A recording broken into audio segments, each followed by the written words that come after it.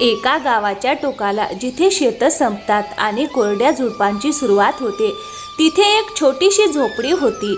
ना नीट दरवाजा ना मजबूत भिंती. याच झोपडीत गौरी आणि राणी या दोन बहिणी राहत होत्या. आई वडिलांचा आधार केव्हाच हरपला होता. आयुष्याने इतक्या लहान वयातच त्यांना अशी जखम दिली होती की मोठ्या मोठ्या माणसांचीही हिंमत तुटली असती. झोपडीच्या आत रात्र होती. चारही बाजूंना अंधार पसरलेला होता. दीदी, मला थोडी थोडी थंडी वाजायला लागली आहे. हिवाळा जवळ येतोय आणि त्या थंडीत आपली अवस्था फारच वाईट होते. मला या आयुष्याचा खूप कंटाळा आला आहे. दुसऱ्यांच्या घरात दिवे लागतात, चुलीवर धूर निघतो आणि आपल्या वाट्याला येतो हा अंधार, हे सन्नाटे.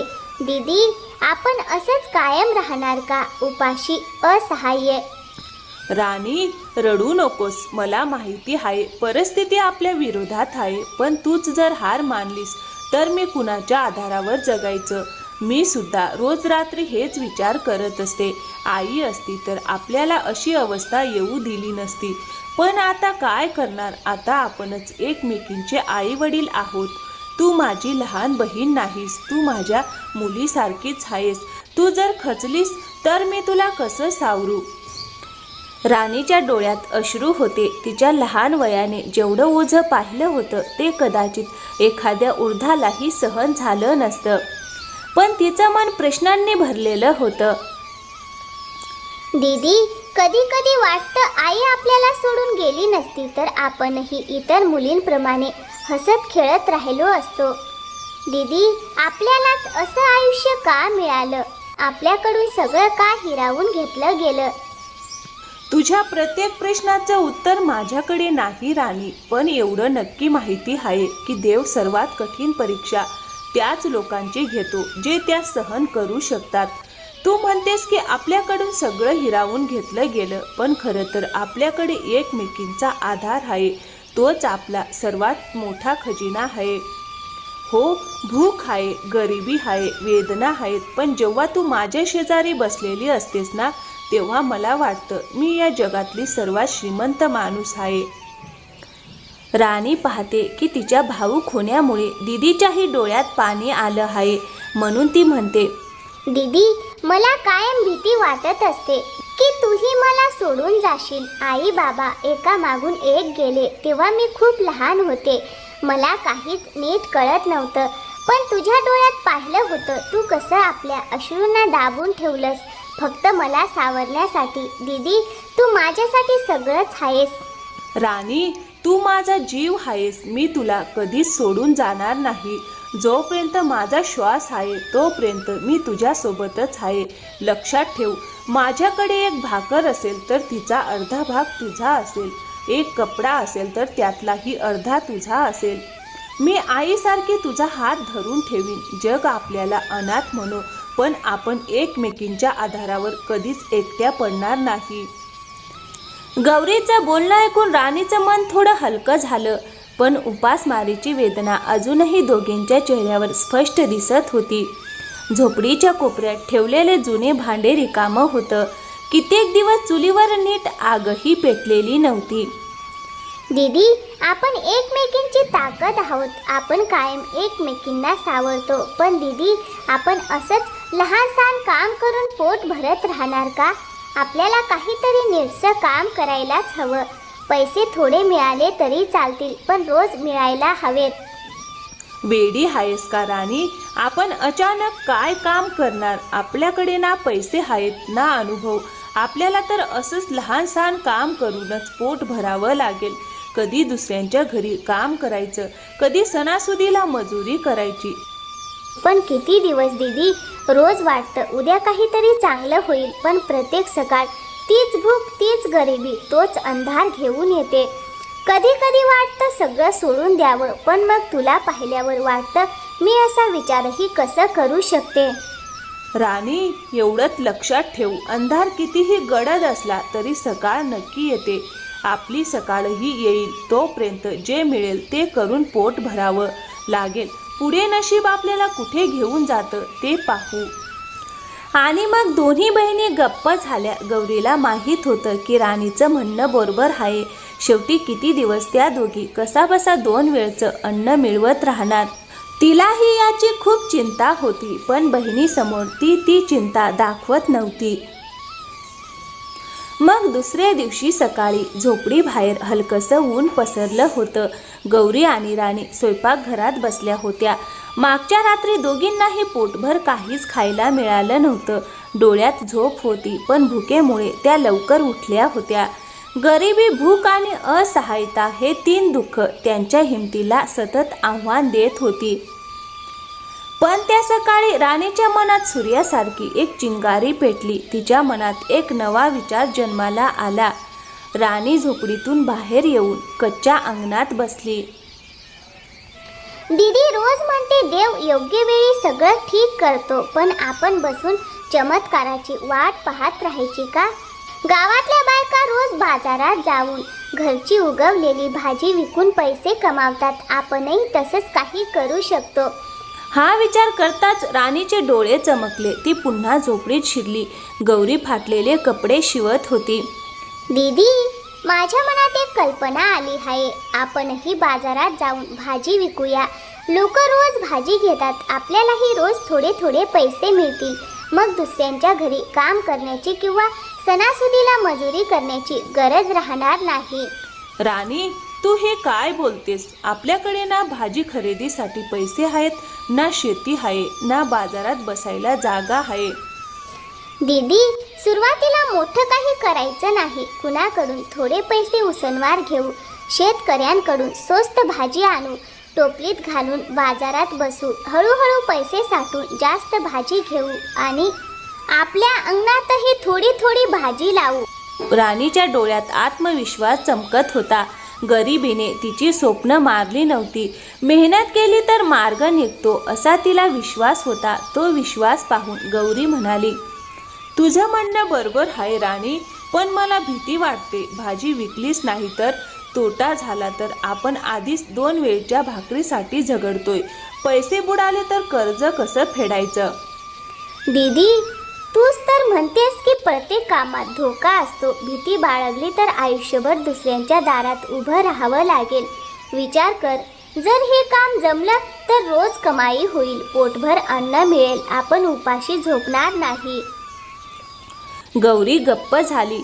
राणीची जिद्द पाहून तिचे डोळे भरून आले, पण चेहऱ्यावर निर्धार होता. ठीक आहे राणी, जर तुला एवढा विश्वास आहे तर मी तुझ्या सोबत आहे. आपण दोघी मिळून हे काम करूया. आता काही झालं तरी आपलं आयुष्य बदलायलाच हवं. पण एक प्रश्न आहे, आपल्याला उसने पैसे देणार कोण?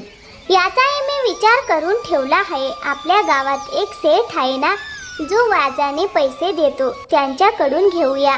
तू सेठ हिरालालचीच तर गोष्ट करतेस ना? हो दीदी, त्यांच्याच बद्दल बोलत आहे. ठीक आहे, त्यांच्याकडून पैसे घेता येतील, पण वेळेवर व्याज दिलं नाही तर सेठ हिरालाल फार कठोर होतो. काही हरकत नाही दीदी, आपण निभावून घेऊ. आपण दोघी एकत्र आहोत, काहीही करू शकतो. त्या दिवसापासून त्या अनाथ बहिणींच्या आयुष्याला नवं वळण मिळालं. भूक आणि गरिबीने खचून गेलेल्या या मुली आता लढण्याचं धैर्य गोळा करू लागल्या होत्या. हा फक्त भाजी विकण्याचा विचार नव्हता, तर स्वावलंबनाकडे टाकलेलं पहिलं पाऊल होतं. त्याच दुपारी दोन्ही बहिणी सेठ हिरालालच्या घरी गेल्या. सेठ बाहेर बसलेला होता. जवळच एक नोकर उभा होता. आत येताना गौरी आणि राणी संकोचात होत्या. दोघींचे पाय थरथरत होते, पण डोळ्यात आशेची एक हलकीशी चमक होती. अरे वा, बघा बघा, गावातल्या अनाथ बहिणी माझ्या घरी आल्या आहेत. गौरी आणि राणी, खरंच संघर्षाला जर एखादा चेहरा असता तर तो तुमच्यासारखाच असता. सगळं गमावून आई वडिलांशिवाय एकट्याने संघर्ष करणं काही सोपी गोष्ट नाही. चला सांगा मुलींनो, आज माझ्या घरी कसं काय आलात? गौरी मान खाली घालून उभी राहिली. राणी पुढे सरसावली, हात जोडले आणि म्हणाले, सेठजी, आम्ही तुमच्याकडे मदतीसाठी आलो आहोत. आम्हाला थोडे पैसे हवे होते. अरे, मदत पैशांची? ऐका मुलींनो, मी व्यापारी आहे. पैसा हेच माझा धर्म आहे. इथून गेलेला प्रत्येक रुपया व्याजासकट परत येतो. मला तुमच्यासारख्या 2 अनाथ बहिणींकडून व्याज घ्यायचं नाही, पण माझा धंदाच तसा आहे. गौरी थरथरत्या आवाजात म्हणाली, सेठजी, आम्ही बाजारात भाजी विकायचा विचार केला आहे. शेतकऱ्यांकडून स्वस्त भाजी आणून टोपलीत घालून विकू, नाहीतर आम्ही किती दिवस 2 वेळच्या जेवणासाठी तडफडत राहायचं. अरे, एवढ्या लहान मुली आणि भाजीचा धंदा? गावातले मोठमोठे पुरुष रोज मेहनत करतात, तरी सुद्धा त्यांचा ठेला रिकामाच राहतो आणि तुम्ही दोघी टोपली घेऊन बसणार आणि लोक रांगा लावून भाजी घेणार. इतकं सोपं नसतं मुली. गौरी लाजेने मान खाली घालते, पण राणीच्या डोळ्यात जिद्द चमकते. सेठजी, आम्ही वयाने लहान असू पण मेहनतीला मागे हटणार नाही. भाजी विकणं काही मोठं काम नाही. इतर करू शकतात तर आम्हीही करू शकतो. राणीचं धाडसी बोलणं ऐकून सेठ खुश होतो. मुलींनो, तुमच्या धैर्याला माझा सलाम आहे. तुमची परिस्थिती मला माहीत आहे. वडिलांचा आधार नाही, आई केव्हाच गेली, घर मोडकं आहे. अशा परिस्थितीत हा धंदा चालेल असा विचार करणं हीच मोठी हिंमत आहे. पण फक्त हिमतीने सगळं होत नाही. या कामाचा अनुभव नाही. कसं करणार? आम्ही सगळं करू सेठजी. तसंही आमच्याकडे गमवायला उरलेलं तरी काय आहे. किमान काहीतरी चांगलं करण्याचा प्रयत्न तरी करू शकतो. आणि तुमचे पैसे व व्याज ते आम्ही कसं बसं करून परत करू. ठीक आहे मुलींनो, तुम्ही इतकं ठामपणे बोलत आहात तर मी पैसे देतो, पण माझ्या अटी ऐका.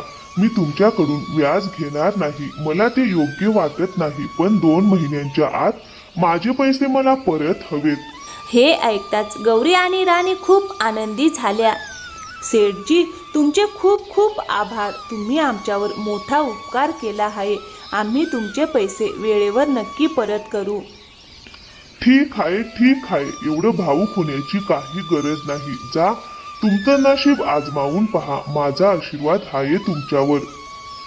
राणी आनंदाने पुढे आली. सेठजी, तुमचे हे उपकार आम्ही कधीही विसरणार नाही. मनापासून धन्यवाद. ठीक आहे, हे पैसे घ्या आणि लगेच भाजीचा व्यापार सुरू करा. अशा प्रकारे सेठ हिरालाल दोन्ही बहिणींना व्याज न घेता पैसे देतो आणि त्या पैसे घेऊन घरी परततात. मग दुसऱ्या दिवशी सकाळचा बाजार हळूहळू गजबजू लागला होता. लोक शेतातून ताजी हिरवी भाजी घेऊन येत होते. काही ग्राहक मोलभाव करत फिरत होते. त्याच दरम्यान गौरी आणि राणी आपली टोपली घेऊन दरीवर बसल्या होत्या. त्यांच्या डोळ्यात भीतीही होती आणि आशेची एक हलकी चमकही होती. थोड्याच अंतरावर चंपा तिच्या चौकीवर बसली होती. पहिल्याच तासात 2 ग्राहक त्या दोन्ही बहिणींकडून भाजी घेऊन गेले. हे पाहून तिचा चेहरा अधिकच कडवट झाला. अगं वहिनी, तिकडे का जाता? माझी भाजी बघा. मी कित्येक वर्षापासून इथे बसते. या बहिणींना भाजीचा खरा भाव काय कळणार? हो चंपा, तू रोज इथे बसतेस, पण त्यांची भाजी जास्त ताजी दिसते आणि ऐकलंय की भावही योग्य सांगतात. अगं, ताजेपणाचे सोंग आहे ते यांना शेतखळ्याची काय माहिती. कुणाकडून तरी भाजी उचलून आणली असेल आणि इथे स्वस्तात विकत असतील. यामुळे आमचंच नुकसान होणार.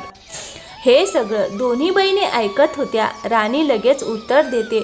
हो चंपा दीदी, आम्ही खोटं बोलत नाही. शेत आमचं नाही, पण भाजी गावातल्याच शेतकऱ्यांकडून घेतली आहे. त्यांच्या हातून ताजी घेतली आहे, जसं इतर सगळेच घेतात. ओ हो, मोठ्या शेतकऱ्यांशी भाव ठरवणाऱ्या झाल्या का? तुम्हाला माहीत तरी आहे का कुठे आणि कुणाकडून भाजी घ्यायची? चंपा दीदी, आम्हाला फारसं काही माहिती नाही, हे खरं आहे, पण आम्ही प्रयत्न तरी करत आहोत. देवाची इच्छा असेल तर पुढे अजून शिकू आणि आपला भाजीचा व्यवसाय नीट चालवू. थोड्या अंतरावर उभे असलेले 2-3 ग्राहक हे सगळं ऐकून आपापसात बोलू लागले. लहान मुलगी बरोबर बोलते, मेहनत करते, यात चुकीचं काय आहे? हो ना, किती नम्रपणे बोलते, हसत हसत भाजी देते, मनही प्रसन्न होतं. हे सगळं चंपाच्या कानावर पडलं आणि ते ऐकून तिचा राग आणखीनच उसळला. अरे, नम्रता आणि हास्याने पोट भरत नाही. भाजीचा धंदा म्हणजे खेळ नाही, तो चालवायला धैर्य लागतं, अनुभव लागतो आणि वर्षानुवर्षाची मेहनत लागते. या दोघी 2 दिवस टिकू शकणार नाहीत. आम्ही जग पाहिलं आहे. बोलणं सोपं असतं, पण करून दाखवणं फार कठीण असतं. राणीने आपल्या दीदीकडे पाहिलं. तिच्या डोळ्यात रागही होता आणि अश्रूही होते. राणीने एक खोल श्वास घेतला आणि ठामपणे म्हणाली, चंपा दीदी, कदाचित आमच्याकडे अनुभव नसेल, पण मेहनत करण्यापासून आम्हाला कोण थांबवू शकतं? आम्हीही पहाटे उठून शेतात जाऊन भाजी आणू, जसं तुम्ही आणता. मार्ग कठीण असेल तर शिकू, पण प्रयत्न करणं आम्ही कधी सोडणार नाही. तुम्ही तुमच्या कामाकडे लक्ष द्या. आम्हाला कमी लेखून आमचे ग्राहक पळवू नका. राणीचं बोलणं ऐकून चंपा ईर्ष्येने पेटून उठली. ती रागाने थरथर कापू लागली. अरे बघा बघा सगळ्यांनी, आज या मुली आल्या आहेत, उद्या अजून लोक येतील, मग सगळ्यांची रोजीरोटी धोक्यात येईल. जर प्रत्येकजण अशा प्रकारे स्वस्तात भाजी विकू लागला तर बाजाराची शिस्तच बिघडेल. चंपाच्या या बोलण्याकडे कोणीही लक्ष दिले नाही. सगळेजण आपापल्या कामात गुंतलेले होते. हे पाहून चंपाला लाज वाटली आणि ती दोन्ही बहिणींकडे रागाने पाहू लागली. तेवढ्यात गौरी म्हणाली, आम्हाला तुमचं वाईट करायचं नाही, आम्हाला कुणाचं नुकसान करायचं नाही, फक्त जगायचं आहे मेहनतीने. जर आम्ही आमचं पोट भरू शकलो तर तेवढंच आमच्यासाठी पुरेसं आहे. आणि चंपा दीदी, तुमचं नशीब आम्ही कधीच हिरावून घेऊ शकत नाही. आम्ही तुमच्या शेजारी भाजी विकायला सुरुवात केली म्हणून तुमच्या धंद्याचं नुकसान करण्याचा आमचा हेतू नाही. राणी आणखीन ठामपणे म्हणाली, आणि हो चंपा दीदी, तू आमच्यावर जितकी जास्त जळशील तितकी आम्ही अधिक मेहनत करू. तुम्ही तुमच्या कामात लक्ष द्या. कुणीही कुणाचं नशीब हिरावून घेऊ शकत नाही. चंपाचा चेहरा रागाने लाल बुंद झाला. तिने मनातच विचार केला, ठीक आहे, आता लोक यांचं समर्थन करत आहेत, पण पाहतेच मी या किती दिवस टिकतात. यांचा आत्मविश्वास मोडायलाच हवा. ती जरी आपल्या चौकीवर शांत बसलेली दिसत होती तरी तिच्या डोळ्यात ईर्ष्येची आग आणि मनात कट कारस्थानाचं वादळ उसळत होतं. मग असेच काही दिवस गेले. दोन्ही बहिणींची भाजी चांगली विकली जाऊ लागली. त्यांच्याजवळ अनेक ग्राहक येऊ लागले. नम्र वागणूक आणि योग्य दरात भाजी दिल्यामुळे त्यांचा व्यवसाय बहरत होता. पण हे पाहून चंपाला फारच जळजळ होत होती. तिला वाटू लागलं की हळूहळू या दोघींमुळे तिचा धंदा बिघडणार आहे. ईर्ष्येने आंधळी झालेली चंपा एके दिवशी त्या शेतकऱ्यांमध्ये चुकीच्या गोष्टी पसरवू लागली ज्यांच्याकडून त्या बहिणी भाजी घेत होत्या. अरे भाऊंनो, तुम्ही तुमचं नुकसान करून घाम गाळून पिकवलेली भाजी या दोन्ही बहिणींना इतक्या कमी दरात का देता? द्यायचीच असेल तर मला द्या, किमान मी तरी तुम्हाला खोटं बोलणार नाही. खोटं म्हणजे काय खोटं चंपा बहीण?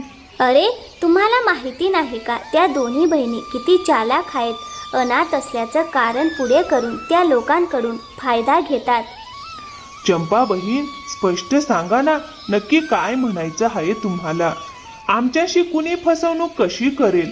त्या दोघी तुमच्याकडून खूप कमी दरात भाजी घेतात आणि बाजारात मात्र चांगल्या दरात विकतात.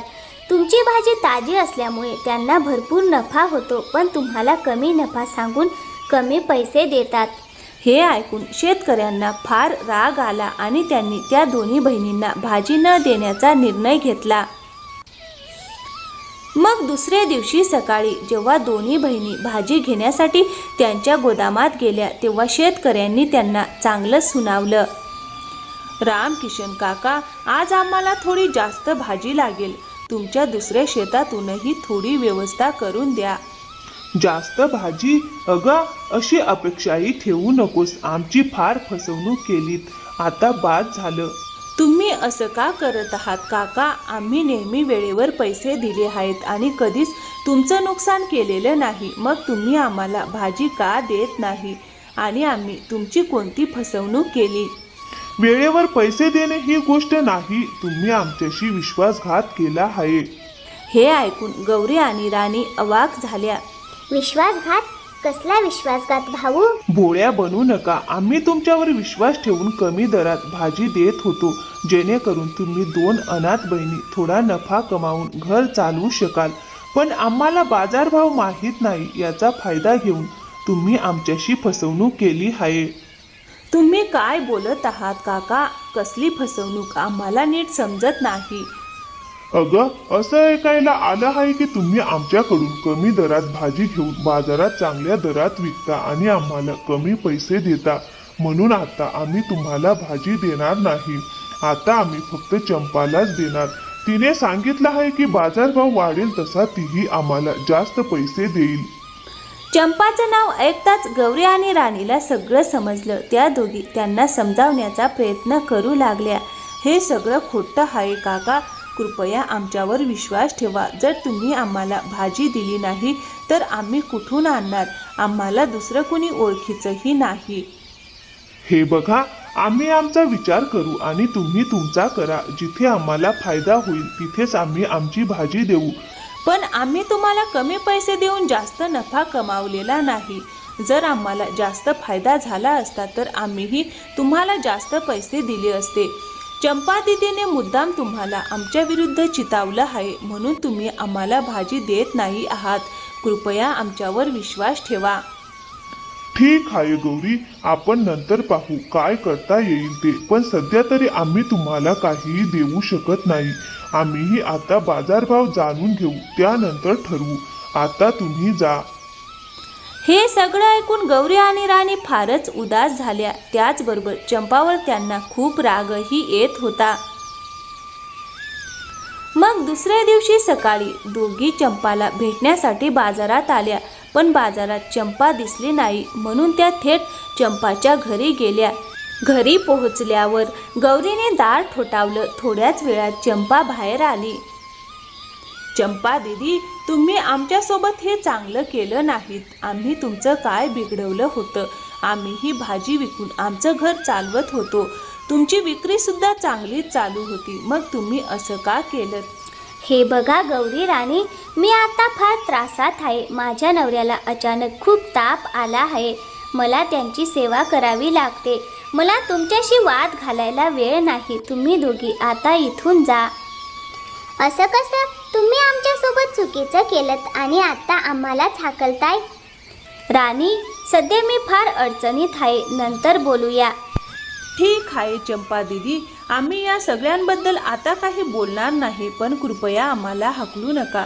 तुम्ही जे केलं ते केलं, पण आम्ही कोणालाही अडचणीत सोडू शकत नाही. आम्ही तुमची मदत करू. दीदी, तू काय बोलतेस? त्यांनी आपल्यासोबत काय काय केलं हे विसरलीस का? अगं, असं बोलू नकोस राणी. सध्या हे बोलण्याची वेळ नाही. ती अडचणीत आहे आणि एकाच गावात राहतो म्हणून तिची मदत करणं आपलं सर्वात पहिले कर्तव्य आहे. बाकीचे राग तक्रारी नंतर सोडवू. फार काही बिघडलं नाही. आपण नंतर सगळं नीट करू. गौरीचं बोलणं ऐकून चंपा थबकली. तिच्या मनाला गौरीचा मोठेपणा जाणवला. तिला स्वतःला त्यांच्यापुढे लहान वाटू लागलं. पण परिस्थिती गंभीर असल्यामुळे चंपा काही न बोलता त्या दोघींना घरात घेऊन गेली. थोड्या वेळानंतर, चंपा दीदी, यांची अवस्था फारच खराब आहे. तुम्हाला त्यांची नीट काळजी घ्यावी लागेल. तुम्ही त्यांना वैद्यांकडे दाखवलं आहे का? हो, दाखवलं आहे. वैद्यांनी औषधं दिली आहेत. पण त्यांनी सांगितलं आहे की 2 दिवस मला त्यांच्याजवळच थांबावं लागेल, नाहीतर ताप वाढू शकतो. ठीक आहे चंपा दीदी, तुम्ही त्यांची नीट काळजी घ्या. आम्ही काही मदत करू शकत असू तर जरूर सांगा.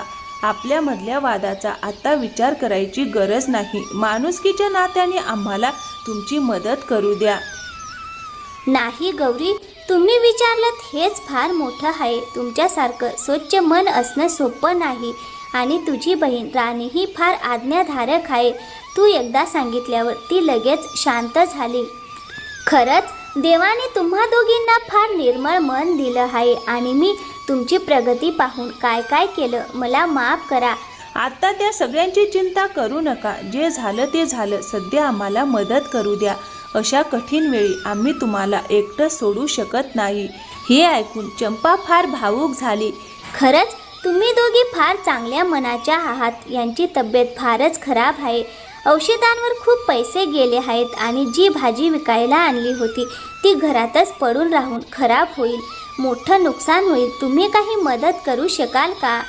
हो, आम्ही एक काम करू शकतो. तुमची सगळी भाजी आम्ही बाजारात नेऊन विकून येऊ. तुम्ही चिंता करू नका आणि मला पण माफ करा. मी रागात बोलले. नाही नाही राणी, माफी कशाला? तुम्ही मदतीसाठी पुढे आलात हेच फार मोठं आहे आणि भाजी विकण्याची जी मदत तुम्ही करताय तो माझ्यासाठी फार मोठा उपकार आहे. ठीक आहे चंपा दीदी, आम्ही वेळेत तुमची सगळी भाजी विकून येऊ आणि संध्याकाळी पैसे देऊ. असं म्हणत दोन्ही बहिणींनी चंपाची सगळी भाजी घेतली आणि बाजारात जाऊन विकली. संध्याकाळी त्या परत आल्या आणि चंपाला पैसे दिले. मग दुसऱ्या दिवशी सकाळी चंपा दोन्ही बहिणींना घेऊन त्या शेतकऱ्यांकडे गेली आणि सगळी सत्यता त्यांना सांगितली. भावांनो, मी या दोन्ही बहिणींची अपराधी आहे. मी तुमच्यासमोर त्यांच्याबद्दल खोटं बोलले. या दोघी फार चांगल्या मनाच्या आणि प्रामाणिक मुली आहेत. माझ्या चुकांसाठी मला माफ करा. अरे चंपा दीदी, तुम्ही असं काय बोलताय? आम्ही तर इथे सगळं नीट करायला आलो आहोत. जे झालं ते झालं. आता आपण सगळे मिळून भाजीचा व्यापार करू. आम्ही तुम्हा दोघींना भरपूर भाजी देऊ, मग सगळ्यांचाच व्यापार चांगला चालेल. हो गौरी, अगदी बरोबर आहेत. चंपा बहीण, तुम्ही चूक मान्य केलीत हेच खूप आहे. आता ते सगळं विचारण्यात काही अर्थ नाही. आम्ही तुम्हा दोघींनाही भाजी देऊ. हाच तर आमचा व्यवसाय आहे. यावरच आमचं घर चालतं. अशा रीतीने सगळ्यांनी आपापसात समेट केला आणि पुन्हा आपापल्या कामाला लागले. गौरी आणि राणीचं आयुष्य भाजीच्या व्यवसायामुळे सुधारू लागलं. दोघींनी आपल्या नफ्यातून सेठ हिरालालचं कर्जही फेडलं. आता त्या दोघी आनंदाने मेहनतीने आपलं आयुष्य जगू लागल्या. ज्या आयुष्यात पूर्वी दुःख, गरिबी आणि भूक होती त्या आयुष्याला एका निर्णयाने नवा मार्ग दाखवला होता. तर मित्रांनो, कशी वाटली आजची कथा? आवडली असेल तर व्हिडिओला एक लाईक करा आणि हो, चॅनलवर नवीन असाल तर प्लीज चॅनलला सबस्क्राईब नक्की करा. थँक्यू. धन्यवाद मित्रांनो.